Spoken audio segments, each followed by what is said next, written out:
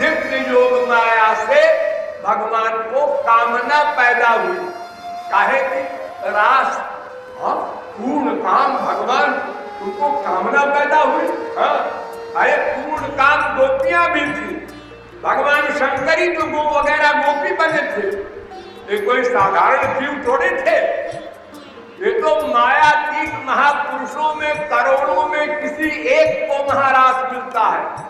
भगवत प्राप्त महापुरुषों में भी जो माधुर्य भाव के महापुरुष, समर्थारति के, निष्काम भाव के, उनमें किसी को मिलता है महाराज।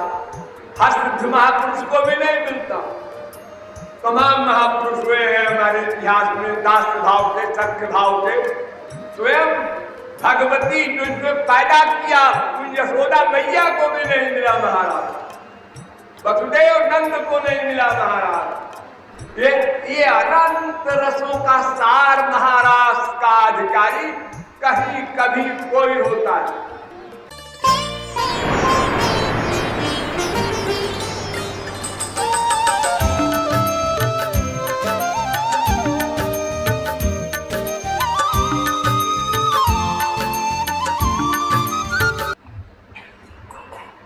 आज शरद पूर्णिमा का पावन पर्व है।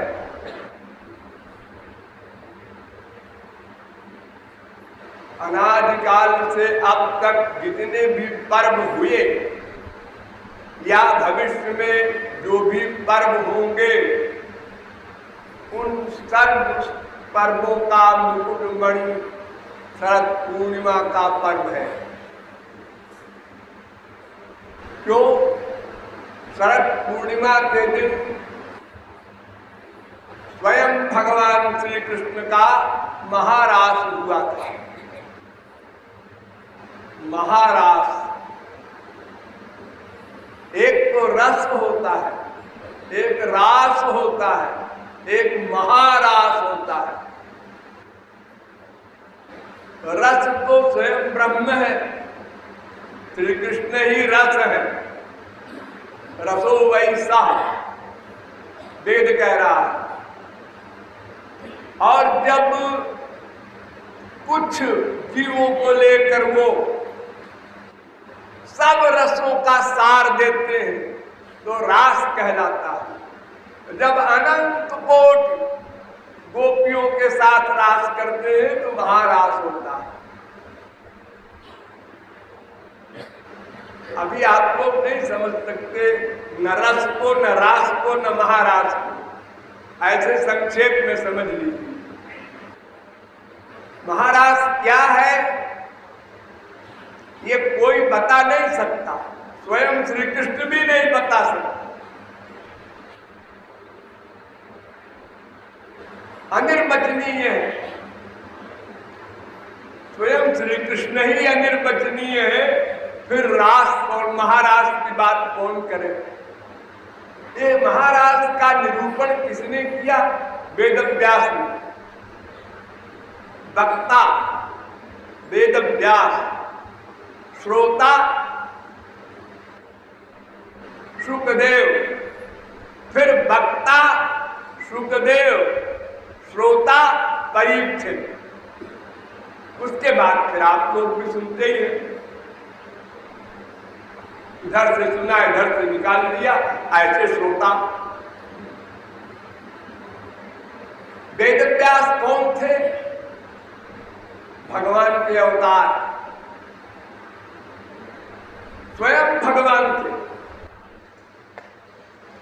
भगवान को साकार न मानने वाले आदि जगत गुरु शंकराचार्य ने भी एडमिट किया, कापित कृष्णायन्ति कस्याश्चित् पूतनायन्त्या अपिबत् स्तनमिति साक्षात् व्यासो नारायण प्राह।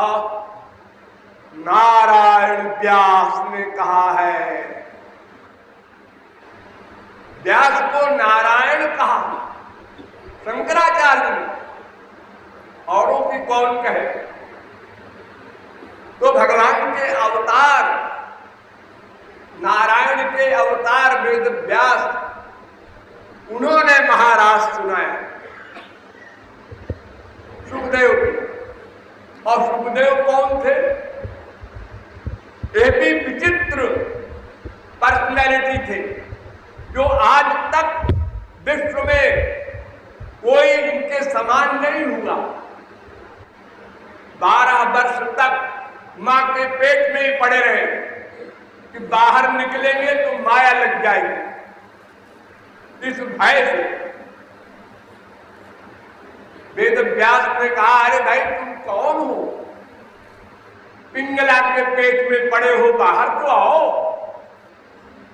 सुखदेव भीतर से बोलते हैं, तुम पूछ रहे हो मैं कौन हूं? मैं क्या बताऊं कौन हूं? 84 लाख शरीर धारण कर चुका अनंत बार, तुम्हें क्या बताऊं मैं कौन हूं? दंग रह गए वेद व्यास सुनकर, बोल नहीं सके, मूक हो गए। अरे तो तुम जो कुछ भी हो बाहर तो आओ। मैं बाहर नहीं आऊंगा, पहले मुझे ये वचन दो कि माया नहीं लगेगी। ये वचन भरवा लिया तब बाहर आए और परमहंस होकर आए बाहर। साधना वाधना नहीं करना है, वो पूर्व जन्म के सिद्ध थे। ऐसे आश्चर्यजनक कार्य मायाबद्ध क्यों नहीं कर सकता? अब वो बाहर आते ही चल पड़े। 12 साल के थे। कहां जा रहे हैं कुछ पता नहीं, कुछ देख रहे हैं ना, कुछ सुन रहे हैं ना, कुछ सूंघ रहे हैं ना, कुछ रस ले रहे हैं ना, कुछ स्पर्श ना, कुछ नहीं। किसी इंद्रिय मन बुद्धि का भान नहीं। ऐसी अद्वैत समाधि में चले। उनके पीछे पीछे वेद व्यास पुकारते हुए, पुत्र पुत्र।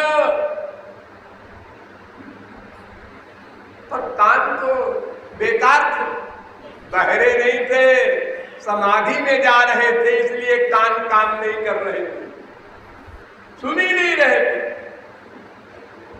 परमहंस कुछ बाहर का शब्द नहीं सुनता, चाहे अनंत कोट मृदंग ढोल नगाड़ा बजाओ, केवल आनंद की फीलिंग होती है उसकी। ब्रह्मानंद, जगदानंद नहीं। तो वेद व्यास पीछे पीछे भागे जा रहे हैं सुखदेव के। तो स्त्रियों ने कपड़ा पहन लिया जल्दी से। वेद व्यास बूढ़े। वेद व्यास ने कहा, आप लोगों ने हमारे लिए पर्दा किया और हमारे लड़के के लिए पर्दा नहीं किया। देवांगनाओं ने कहा, महाराज क्षमा करें तुम्हें उत्तर दूं। हाँ हाँ बोलो। आप हंस हैं और वो जो लड़का आपका गया आगे आगे वो परमहंस है। हंस किसे कहते हैं? जो देखे तो किंतु आसक्त न हो, सुने तो आसक्त न हो, सूंघे तो आसक्त न हो, रस तो ले, रसगुल्ला तो खाए, आसक्त न हो, स्पर्श तो करे, अटैचमेंट न हो। ये हंस है। और परमहंस, परमहंस को कुछ वर्क से मतलब ही नहीं, कोई वर्क नहीं करता। एक रस, जैसे एक हड़ताल है ऐसे जड़, शून्य अवस्था, निर्विकल्प कहते हैं। संकल्प विकल्प नहीं, फिर क्रिया कैसे होगी जब मन का ही वर्क नहीं होगा? तो महाराज सुखदेव ने तो देखा ही नहीं कि स्त्रियां नहा रही है, इसलिए सुखदेव की दृष्टि में सब बराबर था। और आपने तो देखा, तभी तो आपने क्वेश्चन किया। वे सुखदेव परमहंस भागवत के श्रोता है। लेकिन ये कैसे हो गए श्रोता? कान तो बेकार थे। ये चले जा रहे हैं जंगल में, एक जगह पड़ गए, जैसे चट्टान पड़ जाती है, पेड़ गिर जाता है, ऐसे समाधि में। उसी समय भागवत की रचना किया वेद व्यास ने। तो उनके शिष्यों ने सुना, भागवत पढ़ रहे थे, तो वो शिष्य कुछ लकड़ी बीनने गए जंगल, तो वहां देखा कि एक लड़का बड़ा सुंदर, बड़ा तेजस्वी और पत्थर शरीर का, निश्चल है, कोई हरकत नहीं हो रही। बच्चे तो थे ही वो लोग, शिष्य लोग। उन्होंने कान में एक श्लोक पढ़ा। अभी मैंने जो श्लोक आप लोगों के सामने कहा, बरहा पीडम नटवर बपू, यह श्लोक पढ़ा तो समाधि खुल गई, आंख खुल गई। इस श्लोक में कोई खास बात नहीं है आप लोगों की दृष्टि में, भगवान के श्रृंगार का वर्णन है, लेकिन निर्विकल्प समाधि खुल गई। महापुरुषों की वाणी अलौकिक होती है, लेकिन वो हम लोगों के अनुभव में तब आवे जब हमारी भी बुद्धि अलौकिक हो जाए। उसमें अनंत रस होता है उनकी वाणी में, दिव्य।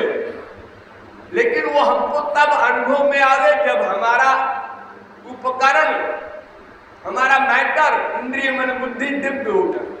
उसके पहले नहीं हो सकता। साधारण अनुभव होगा अपनी अपनी योग्यता के अनुसार, अपनी अपनी स्पिरिचुअल पावर के अनुसार।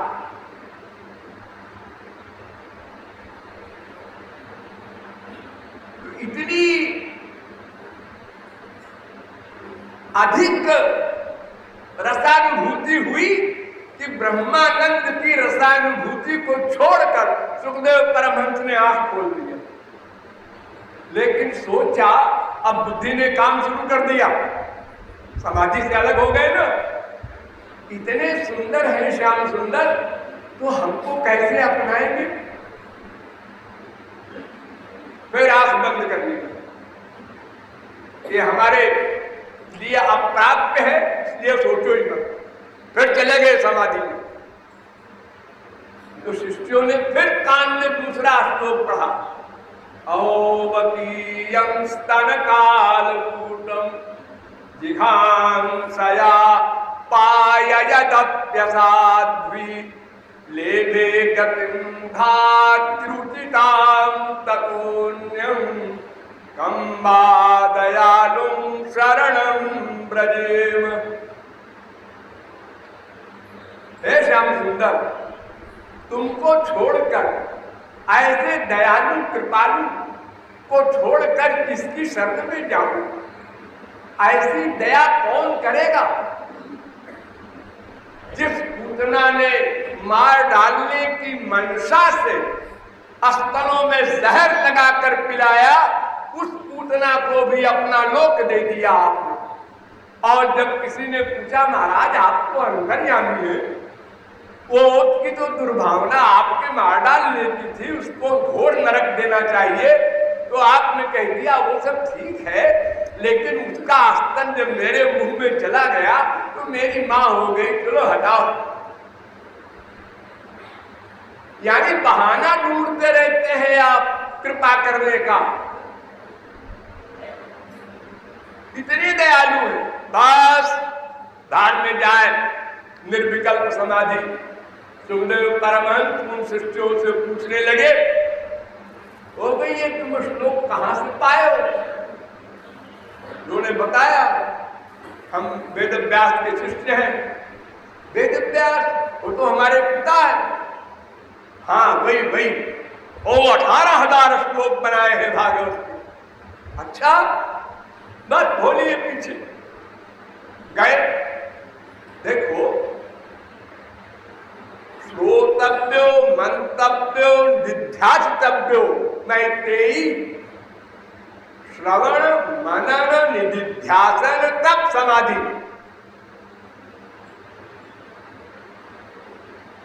चार साधन पहले और चार बाद में।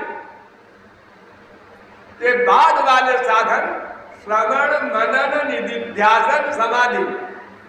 तो श्रवण माने चार साधनों से संपन्न होके तो श्रवण प्रारंभ हुआ वेदांत का, सुनना अर्थात वो ब्रह्म जिज्ञासा, ब्रह्म के जानने की इच्छा हुई। यहां से शुरुआत होती है। ब्रह्म क्या है, ब्रह्म क्या है, इस क्वेश्चन के आंसर के पहले चार साधनों से संपन्न होना चाहिए। फिर श्रवण आया, अब पांचवा सुनना, सुनने के बाद मनन छठा, फिर निधिध्यासितव्य ये निश्चय व्यवसायत्मिका बुद्धि, फिर उसके बाद समाधि, उसके बाद कुछ नहीं। तो आठवीं अवस्था में पहुंचा हुआ सुखदेव परमहंस फिर पांचवी अवस्था में आया श्रवण में। भागवत सुन रहे, अरे तुमको तो सुनना है भी कुछ बाकी, तुम तो सब कुछ बात चुके। शास्त्र मसमान निवर्तते ब्रह्मविद श्रुति मूर्धनि। ब्रह्म को प्राप्त कर लेने वाला वेद के मस्तक पर पैर रखकर चलता है। जिस वेद को हम प्रणाम करते हैं भगवान की वाणी मानकर, उस वेद के मस्तक पर पैर रखकर चलता है वो परमहंस।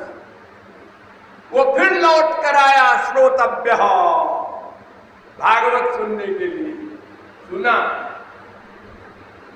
और सुनाया किसको, परीक्षित को। अब देखिए परीक्षित का कौन है, यह भी विचित्र पर्सनैलिटी है। मां के पेट में ही परीक्षित मायातीत हो गए, भगवान का दर्शन हो गया इनको। आश्चर्य सुनो, श्री कृष्ण का दर्शन हुआ साक्षात, आइडिया नहीं। और जब बाहर आए तो गर्भदृष्ट मनुध्यायन परीक्षित नरेश हो, बाहर आके सबको देखने लगे। वो कहां है जिसको हमने गर्भ में देखा था, इसलिए उनका नाम ही पड़ गया परीक्षित। परीक्षण कर रहे हैं शब्द में, चारों ओर देख रहे हैं वो श्यामल मूर्ति श्याम सुंदर कहां है, ये तो और लोग हैं। वो परीक्षित अधिकारी है महाराज सुनने के। लेकिन सुनाते सुनाते जब परीक्षित ने प्रश्न किया कि महाराज एक हमारा प्रश्न है। क्या प्रश्न है? कि भगवान तो धर्म के संस्थापन के लिए अवतार लेते हैं, हाँ, तो ये अधर्म का काम क्यों किया पराई स्त्रियों के साथ रास? सकथम धर्म से तू नाम कर्ता वक्ता विरक्षिता प्रदीपमाचरत। सुखदेव ने कहा गधा, अभी तेरी बुद्धि में राजा वाली बुद्धि भरी है, भगवान पर शंका करता है तू। सुन, कान खोल के सुन। त्वेमास्त्रियो बनचरीर व्यभिचार दुष्टा कृष्णे क्वचैषु परमात्मा निरूढ़ भाव नन्वीश्वरोऽनुभजतो विदुषो साक्षात्। अरे मूर्ख, जो भगवान को प्राप्त कर लेते हैं वे ही शास्त्र वेद से परे हो जाते हैं। देखो गोपियां, जिसको हम संसार वाले व्यभिचार कहते हैं, पति होते हुए दूसरे पुरुष से प्यार करना, ये व्यभिचार है। वो किया बनचरियों ने, गोपियों ने। और वो भगवान की इतनी प्रिय हो गई कि ब्रह्मा विष्णु शंकर उनकी चरण धूल चाहते। तो वो भगवान को भगवान नहीं जानती थी, तब इतना बड़ा फल मिला। भगवान को भगवान जानने वालों को क्या मिलेगा पता नहीं। क्यों? देखो, आप लोग दवा खाते हैं, आपको फीवर हुआ, आपने बुखार की दवा खाई, फायदा हुआ? हाँ। आप जानते हैं दवा कैसे बनी? नहीं जी, ये मैं नहीं जानता। अब जिसने ये दवा बनाई है उसको भी बुखार हुआ, फीवर हुआ, उसने भी वही दवा खाई, उसको भी वही फायदा हुआ, बराबर हुआ फायदा दोनों को। तो भगवान को जान के प्यार किया या खाली पर पुरुष मान करके, जार पुरुष मान करके प्यार किया? बस मन का प्यार होना चाहिए। चाहे लोहे को पारस से प्यार से छुआ दो और चाहे लड़ा दो, वो सोना बनेगा। चाहे कोई जानकर जहर पिए और चाहे कोई अनजाने में पिला दे, वो मरेगा। चाहे जान के अमृत पियो, चाहे अनजाने में पियो, अमर हो गए। तो भगवान का लाभ जब व्यभिचारिणी गोपियों को मिला, क्योंकि भगवान विशुद्ध थे, तो विशुद्ध से अशुद्ध मिलकर विशुद्ध हो जाता है। गंगा जी में कोई नदी बहकर गई, गंगा जी बन गई। अब सब आचमन कर रहे हैं, इसमें तो वो नाला बह के आया है। अरे जब नाला आप थोड़ा ही है, गंगा जी में मिल गया, अब एक हो गया। शुद्ध से अशुद्ध मिलकर शुद्ध हो जाता है, शुद्ध तो शुद्ध रहता ही है। रवि पावक सुरसर की नाई सूर्य की किरण हजारों गंदी वस्तुओं में पड़ती है, इससे सूर्य गंदा नहीं होता, वो अपनी पर्सनैलिटी में रहता है। तो सुखदेव ने जब परीक्षित का ऐसा गंदा घटिया प्रश्न सुना तो रास सुनाना बंद कर दिया, समाप्त कर दिया वहीं पर। रास प्रकरण पूरा ही नहीं भागवत, थोड़ा सा अंश केवल बताया सुखदेव ने, और परीक्षित ने ऐसा जब सवाल किया, रास का प्रकरण बंद कर दिया। इतना बड़ा अधिकारी, भगवत साक्षात करने वाले की भी खोपड़ी में बीमारी पैदा हो गई। देखो, सावधान होकर सुनो, भगवत प्राप्त महापुरुष को बीमारी नहीं पैदा हुआ करती, ये बीमारी पैदा होने की एक्टिंग किया करते हैं हम लोगों को समझाने के लिए। क्या है संसारियों, तुम लोग कोई शंका मत करना, भगवान और महापुरुष ये योग माया से कार्य करते हैं। योग माया का मतलब देखने में तो लगे कि माया का कार्य है और हो अलौकिक दिव्य। यानी माया दो प्रकार की होती है, एक प्राकृत माया जिसके अंदर में हम लोग हैं, एक दिव्य माया उसके अंदर में भगवान है। ध्यान दो, दिव्य माया के अंदर में भगवान होकर कामना पैदा करता है अपने अंदर। दिव्य योग माया से भगवान को कामना पैदा हुई, काहे की रास, पूर्ण काम भगवान, उनको कामना पैदा हुई। अरे पूर्ण काम गोपियां भी थी, भगवान शंकर ही तो गो वगैरह गोपी बने थे, ये कोई साधारण जीव थोड़े थे।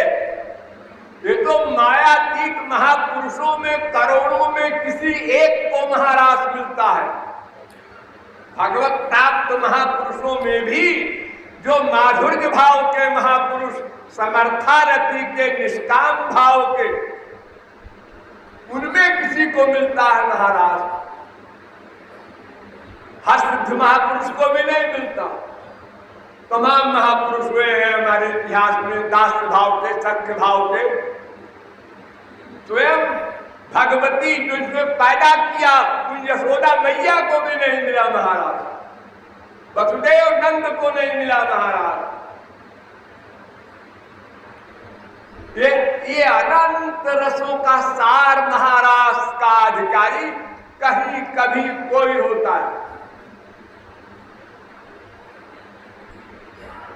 तो महाराष्ट्र के विषय में जैसे ही प्रश्न किया परीक्षित ने, वैसे ही सुखदेव परमहंस ने वही पूर्ण विराम कर दिया।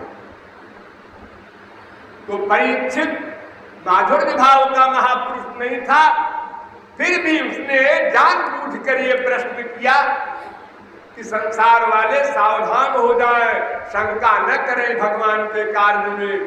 योग माया से भगवान को प्यास पैदा होती है, योग माया से भक्त को प्यास पैदा होती है, दोनों पूर्ण काम है। भगवत प्राप्ति के बाद कोई कामना नहीं रहती। अरे रास में क्या हुआ, नाच हुआ, गाना हुआ, बजाना हुआ, इसकी जरूरत क्या थी? भगवान को क्या आवश्यकता पड़ी नाच गाने की, और भक्तों को भी क्या आवश्यकता थी इसकी?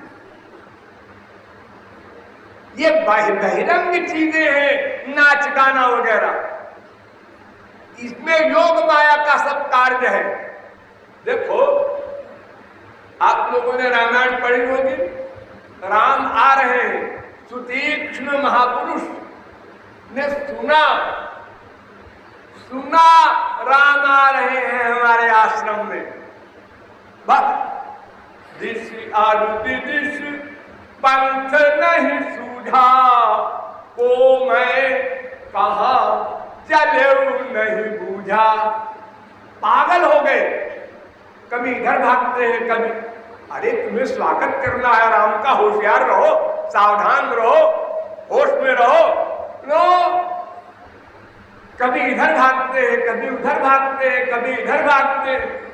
शिष्य लोग कहते हैं गुरु जी को क्या हो गया, इधर राम आ रहे हैं, इधर ये पागल भूत से सो रहे, कितना आनंद बिना देखे।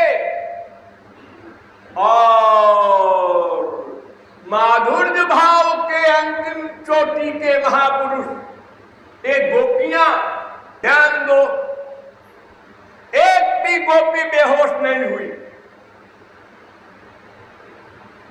जब प्रबंधम स्वरताल बंधम, जैसे कोई कलाकार होता है,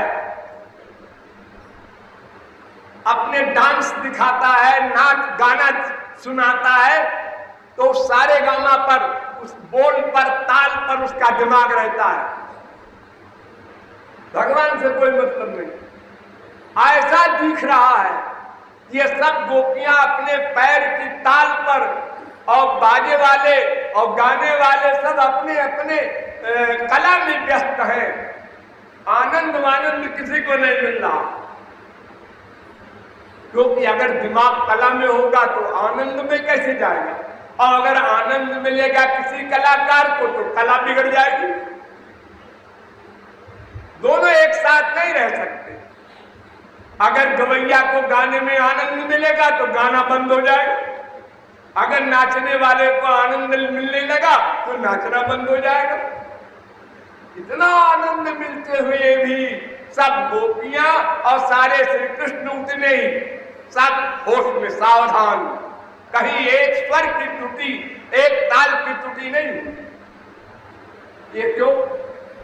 ये योग माया का कमाल है। योग माया इतनी बड़ी पावर है भगवान की, जो अन्यथा कर तुम समर्थ है, जो चाहे उल्टा कर दे, सर्व समर्था शक्ति है वो। उस शक्ति से भगवान और महापुरुष कार्य करते हैं, इसलिए उल्टा कार्य भी करते हैं। शरद काल में शरदोत्फुल्ल मल्लिका, ये पहला श्लोक है महाराज का।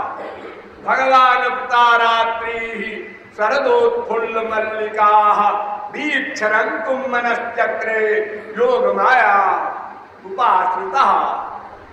भगवान देखो भगवान भी माने आश्चर्य है, भगवान रास करेंगे तो भगवान है। ऐश्वर्यस्य समग्रस्य धर्मस्य यशसा श्रिया ज्ञान वैराग्य योश्चैव शरणाम भगैतीर्ण। सदैश्वर्य परिपूर्ण आत्मा राम पूर्ण काम परम निष्काम भगवान वे भी, उल्टा हो गया ना, भगवान भी अप शब्द है। तारात्रि ही, ये तारात्रि तमाम रात्रियां कहां थी, एक रात को देखा उन्होंने, ये तो तारात्रि कह रहे हैं, बहुत सारी रात्रियां। और शरद काल में बसंत काल के फूल खिले हैं, ये भी उल्टा हो गया। और मनस चक्रे, भगवान के कोई कामना नहीं, चक्रे आत्मने पद धातु है, अपने लिए, अपने सुख के लिए भगवान ने मन बनाया। काहे से ये सब काम उल्टा पलटा हुआ? योग माया उपासता, ये योग माया से हुआ। तो भगवान और भक्त दोनों योग माया से वह कार्य करते हैं जो कोई सुर नर मुनि नहीं कर सकता। तपस्वी योगी ऋषि मुनि ज्ञानी कोई नहीं कर सकता, केवल भक्त व भगवान, इन्हीं दो को योग माया की शक्ति प्राप्त होती है। इसलिए इनके कार्यों में कोई बुद्धि न लगावे, अपराध न करे। इसलिए परीक्षित ने क्वेश्चन किया सुखदेव परमहंस से। तमाम रामायण वगैरह में आप लोग सुनते हैं, गरुड़ ने सवाल किया, पार्वती ने प्रश्न किया शंकर जी से।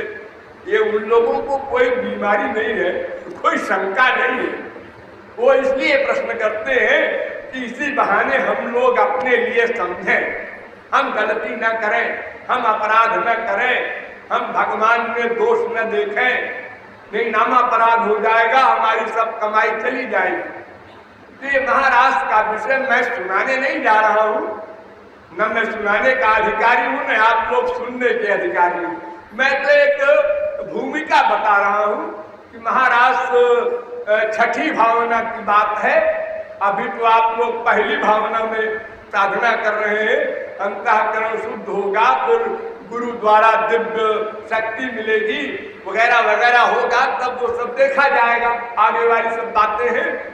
तो आज का पर्व बड़े सौभाग्य का पर्व है, हम लोगों को मिला है। हम लोग उस पर्व को भगवत भक्ति के रूप में मनावें, अपना लाभ उठावें और हर साल शरद पूर्णिमा को अपने आप को रीड करें कि हमने इतने पिछले साल में अब तक क्या किया, कितना आगे बढ़े, संसार का अटैचमेंट कितना कम हुआ, काम क्रोध लोभ मोह मद मात्सर्य ईर्ष्या द्वेष पाखंड, ये तमाम बीमारियां हमारी गई कि नहीं, कितनी गई, नामापराध करना बंद हुआ कि नहीं, ये सब अपना अध्ययन करें और सुधार करें, अपने लक्ष्य को प्राप्त करें। बोलिए वृंदावन बिहारी लाल की।